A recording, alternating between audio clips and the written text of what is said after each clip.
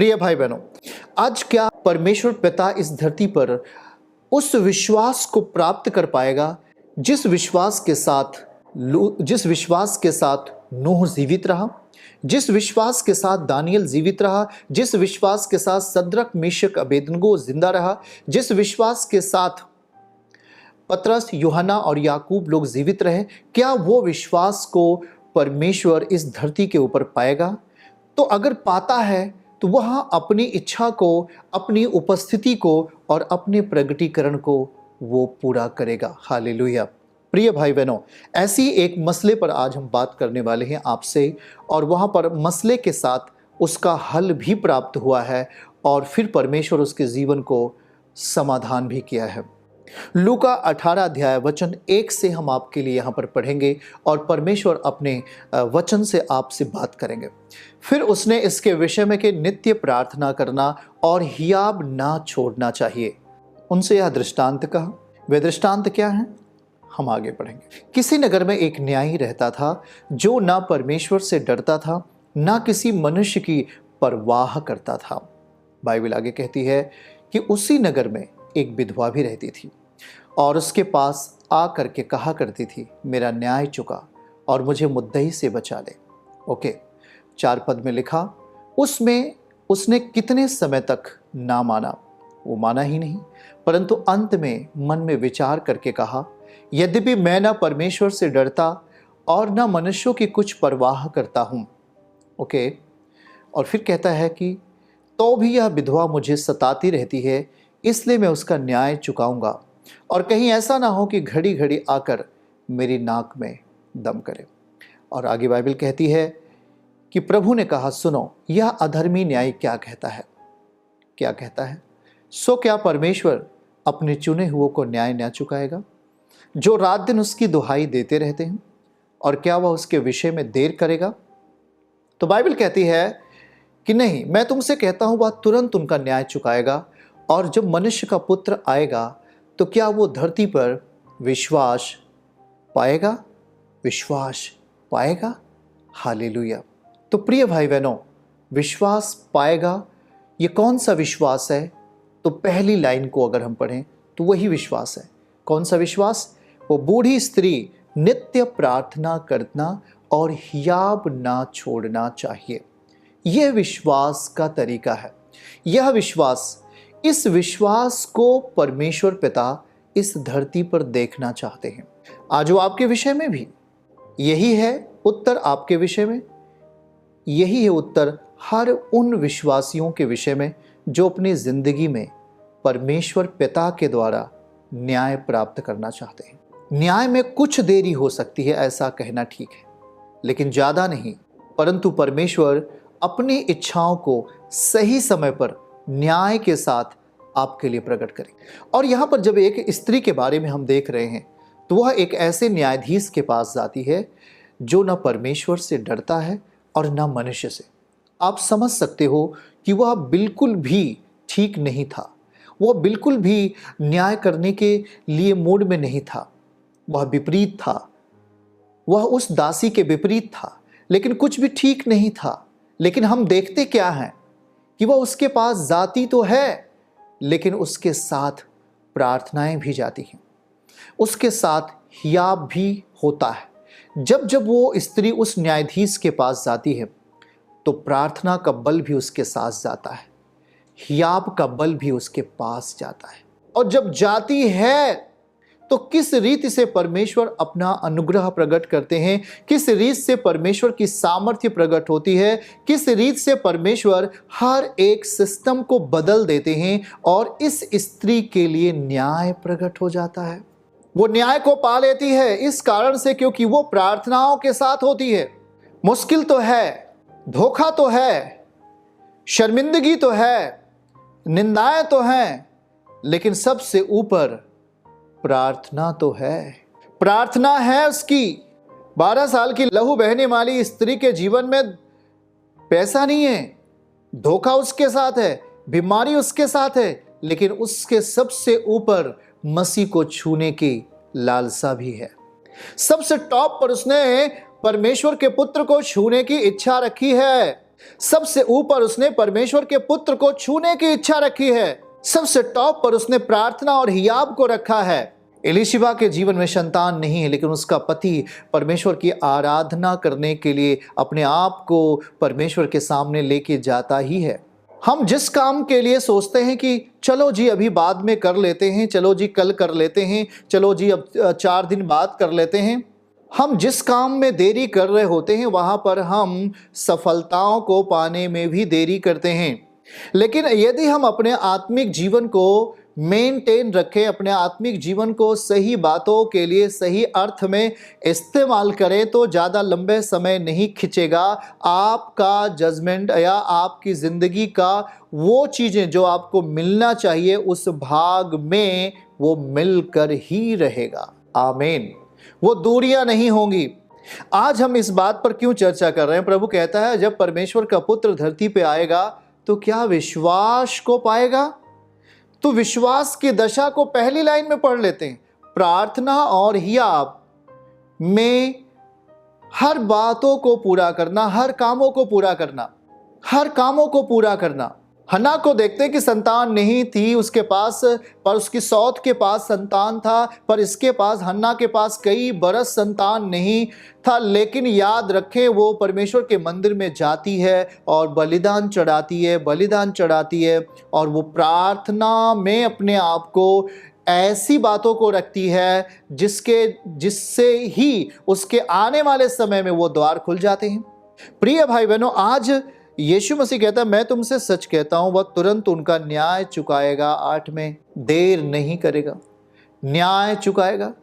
पर कभी कभी आप मनुष्य होने के नाते बहुत बातों में जल्दबाजी करके हम परमेश्वर के उस इच्छा को बिगाड़ देते हैं जो वो करना चाहता है। अब्राहम ने इंतजार किया है परमेश्वर के लिए कि तू हम पर अनुग्रह करेगा, और परमेश्वर उसे बीच बीच में कह रहे होते हैं कि तेरी संतान बालू के किनकों के समान होगी। पर अब्राहम कहता है हाँ प्रभु, मुझे विश्वास है आप ऐसा करेंगे। वह अब 100 साल का होने वाला है, 90 साल की सारा है, फिर भी वह बातों पर भरोसा रखता है, वो अडिग रहता है, वो दृढ़ रहता है। उसे मालूम है कि मेरा परमेश्वर जो मेरी चट्टान है, मेरा अद्भुत गढ़ है, मेरा छुड़ाने वाला है, मुझे कभी न छोड़ने वाला परमेश्वर मेरे जीवन के, मेरे वंश को अवश्य ही आगे लेके जाएगा। और हम बाइबल के कथन को पढ़ें तो लिखा है इसहाक ही से तेरा वंश कहलाएगा। और परमेश्वर ने अब्राहम को वो आनंद, वो शांति दिया। वहाँ पे घबराहट थी, वहाँ पर व्याकुलताएं कुछ थोड़ी थी, वहाँ पर कुछ असंयम की बातें थीं, लेकिन परमेश्वर ने हेड मतलब सबसे ऊंचाई पर परमेश्वर पिता के वचन को, परमेश्वर पिता के बातों को ही रखा। आज आपके ज़िंदगी में भी न्याय की अपेक्षा होगी। हम सब न्याय की अपेक्षा रखते हैं, मुकदमे में न्याय की अपेक्षा रख रहे हैं। आप अपनी ज़मीन के प्रति मुकदमे में न्याय की अपेक्षा रखते हैं। आप अपने परिवार के हर एक मसलों में एक सही न्याय होने की अपेक्षा रखते हैं। तो हम यहाँ बाइबल कहती है कि वह प्रार्थना के साथ थी। उसने इसके विषय में नित्य प्रार्थना करना मतलब परमेश्वर के सामने जाना और अपनी ज़िंदगी में हियाब रखना, नहीं खोना उन चीज़ों को जो परमेश्वर के पुत्र के द्वारा आपको मिला है। विश्वास के साथ हियाब रखना, नहीं खोना उन रिश्तों को, नहीं तोड़ना उन रिश्तों को जिसके द्वारा परमेश्वर आपको आशीष देंगे। वे अगर रिश्ते टूट गए, वे अगर विश्वास की नींव अगर हिल गई, तो आपकी ज़िंदगी में जो चीज़ अपेक्षा आप रख रहे हो वो चीज़ें आप में बहुत देर हो जाती है। प्रिय भाई बहनों, हम अपनी ज़िंदगी में परमेश्वर को खुले रूप में देखना चाहिए। एक खुले मन से उसे अपनी ज़िंदगी का हिस्सा बना लेना चाहिए। देरी नहीं करना चाहिए। आप जरा सोच के देखिए, जब वो स्त्री उसके सामने जा रही थी, बार बार उस कठोर न्यायाधीश के सामने जा रही थी, वह कठोर था पर एक तरफ प्रार्थनाएं थीं। वह दुष्ट था पर एक तरफ प्रार्थना और हियाब था। वो अपने जीवन से, वो स्त्री परमेश्वर पर विश्वास करना नहीं छोड़ती थी। वह विश्वास के उस क्षण को पकड़े हुए थी और उसे आशा थी। वह आशाहीन नहीं बनी। वो आशा थी। आज आप में घर बनाने की आशा है, उसे तोड़ना नहीं है। परमेश्वर का वचन लिखा है, वो तेरी इच्छा पूरी करेगा, तेरे मनोरथों को पूरा करेगा। तो आशाहीन नहीं बनना, आशा में आनंदित रहना है। रोमियो 5 वचन 5 में हमें आशा में आनंदित रहना है। रोमियो 12 वचन 12 में आनंदित होना है, आशाओं में आशाहीन नहीं रहना। जब वो स्त्री प्रभु उस कठोर व्यक्ति के पास जाती है तो जरा आप सोच कर देखिए कि उस कठोर व्यक्ति की जो जुबान की बातें होंगी एक तलवार की नाई उस विधवा स्त्री को सताती थी। वह न्याय को नहीं प्रकट करता था, सब कुछ उसके हाथों में था, लेकिन प्रभु यीशु मसीह कह रहे हैं कि वो बार बार जाती रही, पर जब जितनी बार वो जाती है उतनी बार उसके संग प्रार्थना होता है। वह प्रार्थना और परमेश्वर के बहुमूल्य हिस्से को लेकर अपने साथ जाती है। तब बाइबल का वचन क्या कहता है? बाइबल का वचन नीति वचन 25 वचन 15। तो हम परमेश्वर के बातों को क्या समझ रहे हैं? आज बहुतों की जिंदगी में न्याय है, कहते हैं कि धीरज धरने से न्याय मनाया जाता है, और कोमल वचन हड्डियों को तोड़ डालता है। वो आपकी ज़िंदगी में जो कुछ भी ऐसी चीज़ें दिखाई दे रही हैं, लेकिन हमें धीरज के साथ परमेश्वर के सम्मुख बने रहने के लिए तैयार करना पड़ेगा अपने आप को। ये दुनिया परमेश्वर के पुत्र को हराना चाहती थी। यह संसार परमेश्वर के पुत्र को शरीर की दशा देना चाहता था।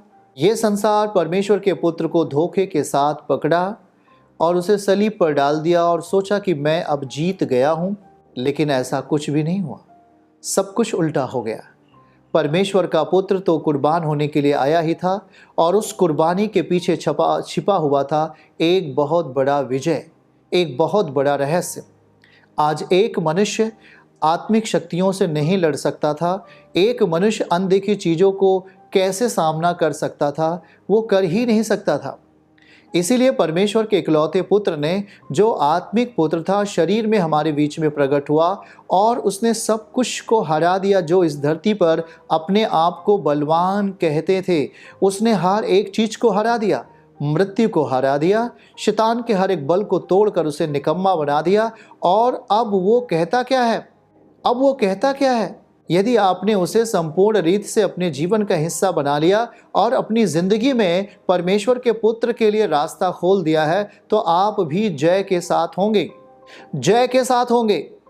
यहाँ देखिएगा, हम उस प्रार्थना के साथ होते हैं और वो स्त्री बार बार विश्वास के साथ प्रार्थना करके अपने न्याय की खोज करती है, तो वहाँ पर देरी नहीं होती। और यही विश्वास की सच्ची मानसिकता भी है। प्रभु कहता है कि जब मैं पृथ्वी पर आऊँगा तो क्या मैं विश्वास को प्राप्त करूँगा? यह विश्वास की एक झलक होती है उस बहन के लिए, उस भाई के लिए जो प्रार्थना के साथ अपने कामों को पूरा करते हैं, जो हियाब के साथ अपने कामों को पूरा करते हैं। अगर तकलीफ़ें होती हैं तो तकलीफ़ आपको हराने के लिए आई, बीमारी आती है वो आपको हराने के लिए आई, तमाम ऐसी बुरे सोच, व्यर्थ भावनाएं होती हैं जो मनुष्य को हराने के लिए उसके पास आती हैं, उसके विवेक में आती हैं, उसकी आत्मा में जगह लेना चाहती हैं। लेकिन परमेश्वर का पुत्र कह रहा है कि मैंने तुझे जयवंत से बढ़कर बना दिया है, इसलिए हियाब के साथ प्रार्थनाओं में जा, प्रार्थना कर और मैं तुझे हियाब देता हूँ, मैं तुझे अपना बल देता हूँ।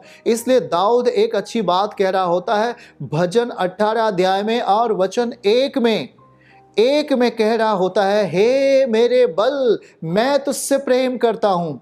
परमेश्वर, वहाँ लिखा है हे मेरे बल, परमेश्वर हमारा बल है। उसे हम कह सकते हैं हे मेरे बल, मैं तुझसे प्रेम करता हूँ। और जब आप उससे प्रेम करते हैं तो वो आपको, भजन 116 आयत 1, आप जब उससे प्रेम करते हो तो कहना है परमेश्वर मैं तुझसे प्रेम करता हूँ, इसलिए तूने मेरी बातों को सुन लिया है। लिखा है मैं तुझसे प्रेम करता हूँ, इसलिए परमेश्वर ने मेरे गिड़गिड़ाहट को सुन लिया है।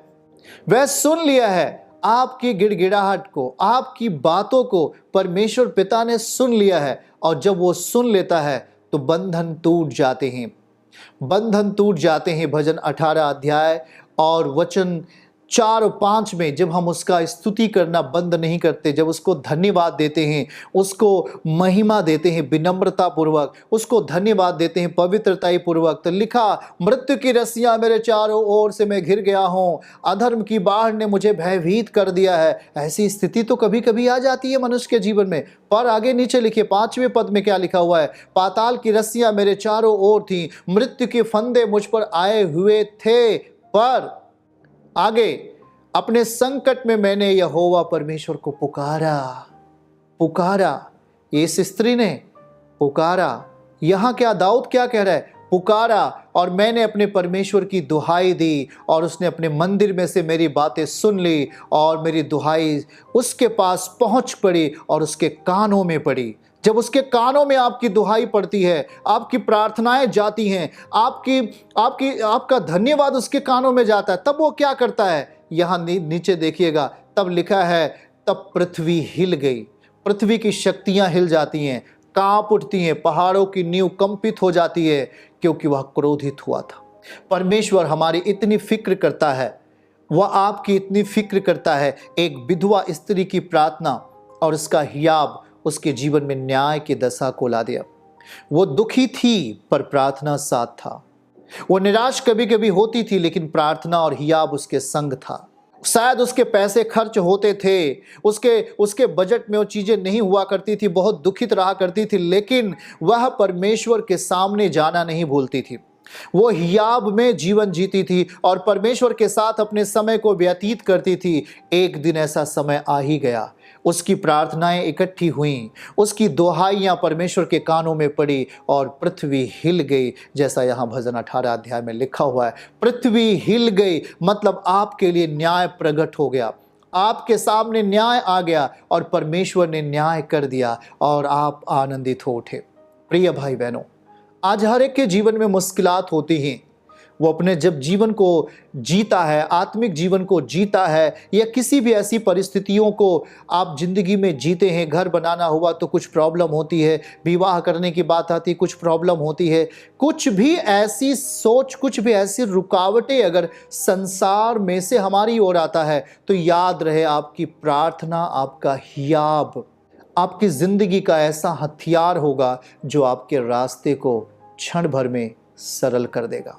चर्च की सभी प्रार्थनाओं को और परमेश्वर के दास के द्वारा टीचिंग सुनने के लिए और अपडेट्स को जानने के लिए हमारे इस चैनल को सब्सक्राइब करें और साथ में बेल आइकन को जरूर दबाएं, ताकि जब भी लाइव प्रार्थना हो तो सबसे पहले आप देख सकें।